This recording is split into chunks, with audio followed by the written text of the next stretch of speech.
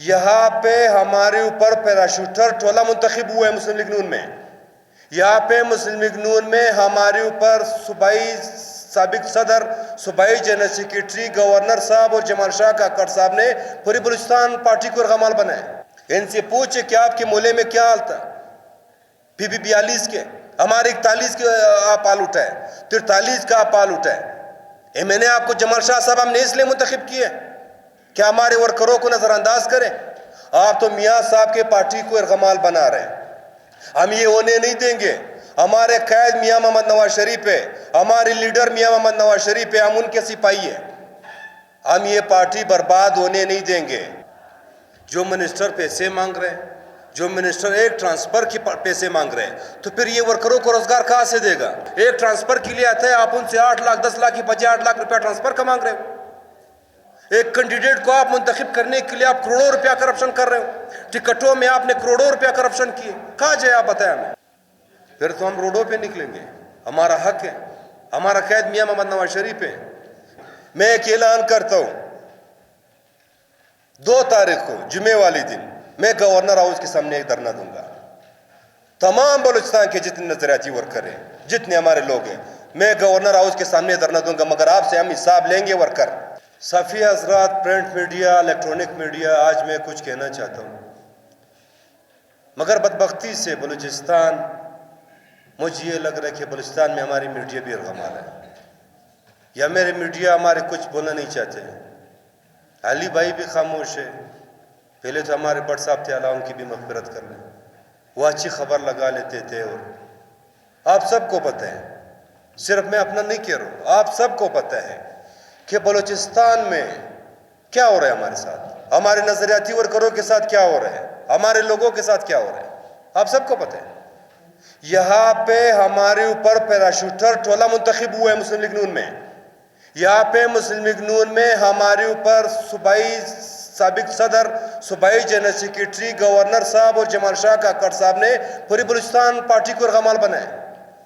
کیا ہمارے قائد میاں محمد نواز شریف کا ویژن یہ تھا؟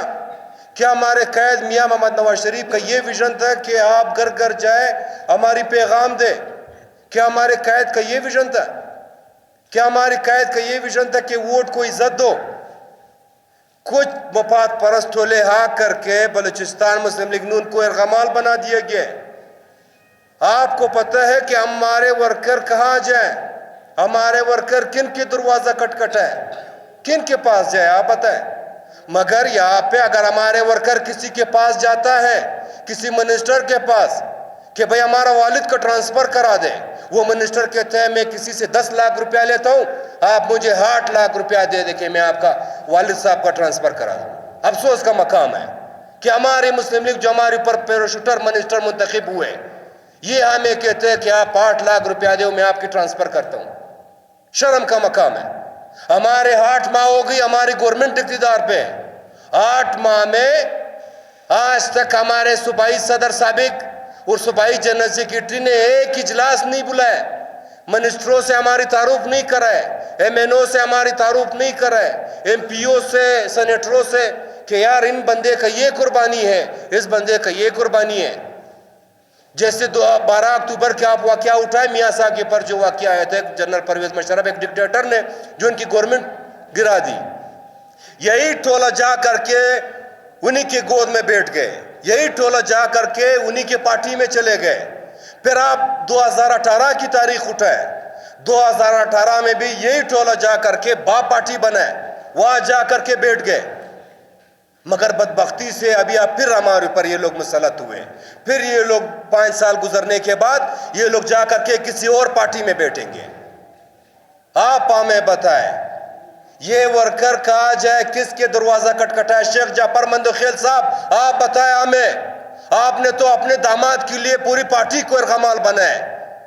آپ تو اپنے داماد کی منسٹری کے پیچھے پڑے ہو. آپ پہلے کہتے تھے کہ ہمارے داماد کو ٹکٹ دیا جائے، اس کے بعد جمال شاہ کاکڑ صاحب آپ کو مسلم لیگ نون کے ورکروں نے آپ کو قربانی دی ہے. 4 سال پی ڈی ایم تحریک چلایا آپ کے ساتھ. آپ ایک اجلاس نہیں بلا سکتے. آپ کیوں نہیں بلاتے ہو اجلاس؟ آپ اس لیے نہیں بلا سکتے ہو کیونکہ آپ سے لوگ کام مانگیں گے کہ آپ ہمیں کام دے دیں. مگر افسوس کی مقام ہے یار، अफसोस का मकाम है कि जमाल शाह का अखड़ आपको तो एक एक वर्कर का पता है, आपको तो एक एक कारकुन का पता है, मगर आपने क्या किया आप हमें बताएं। आप जाकर के इस्लामाबाद में बैठ गए, आप जाकर के इस्लामाबाद में बैठे हुए अपने कामें निकाल रहे हो। हर एमपीए या प्यार मिनिस्टर को अरबों रुपया फंड मिले। आप बताएं हमारे इलाके में एक नाली साफ नहीं हो रहा है। ये नसीर भाई हमारे सामने बैठे, से पूछे आप जुमे की नमाज पढ़ रहे थे, आपने वीडियो चलाया था, इनसे पूछे कि आपके मोहल्ले में क्या हाल था। पीपी 42 के, हमारे 41 के आप पाल उठाए, 43 का आप पाल उठाए। मैंने आपको जमाल शाह साहब हमने इसलिए मुंतखब किए क्या हमारे वर्करों को नजरअंदाज करें। आप तो मियाँ साहब के पार्टी को इरगमाल बना रहे हैं। हम ये होने नहीं देंगे। हमारे कैद मियाँ मोहम्मद नवाज शरीफ है, हमारे लीडर मियाँ मोहम्मद नवाज शरीफ है, हम उनके सिपाही हैं। हम ये पार्टी बर्बाद होने नहीं देंगे। मैं एक ऐलान करता हूँ, 2 तारीख को जुमे वाले दिन मैं गवर्नर हाउस के सामने एक धरना दूंगा। तमाम बलूचिस्तान के जितने नजरियाती वर्कर हैं, जितने हमारे लोग हैं, मैं गवर्नर हाउस के सामने धरना दूंगा, मगर आपसे हम हिसाब लेंगे। वर्कर पार्टी को अमर गमार नहीं बनाएंगे। आप एक संतोष कुमार, ये आपकी नजर में कुछ दिन बाद ये खबर आएगी साफी हजरात, कुछ दिन बाद अशोक कुमार कहाँ से है आपको पता है? कोयटा का रहने वाला है। कभी आपने देखे? पैट्रिक साहब के बाद दूसरा बंदा अशोक कुमार को आप एमपीए बना रहे हैं। किस बिना पे? हमारे साथ एडवोकेट नीम सिकंदर साहब बैठे हुए, हमारे 3 नंबर कैंडिडेट आपने उसको सेट पे कर दिया। मैं कुछ नहीं कहता हूँ।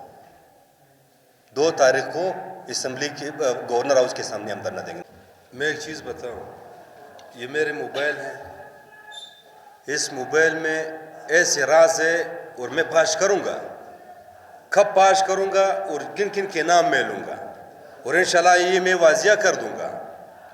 जो मिनिस्टर पैसे मांग रहे हैं, जो मिनिस्टर एक ट्रांसफ़र की पैसे मांग रहे हैं, तो फिर ये वर्करों को रोज़गार कहाँ से देगा?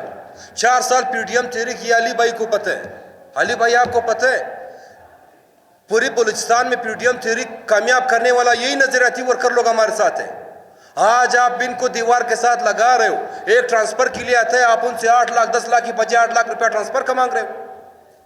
एक कैंडिडेट को आप मुंतखब करने के लिए आप करोड़ों रुपया करप्शन कर रहे हो। टिकटों में आपने करोड़ों रुपया करप्शन किए, कहाँ जाए आप बताएं हमें।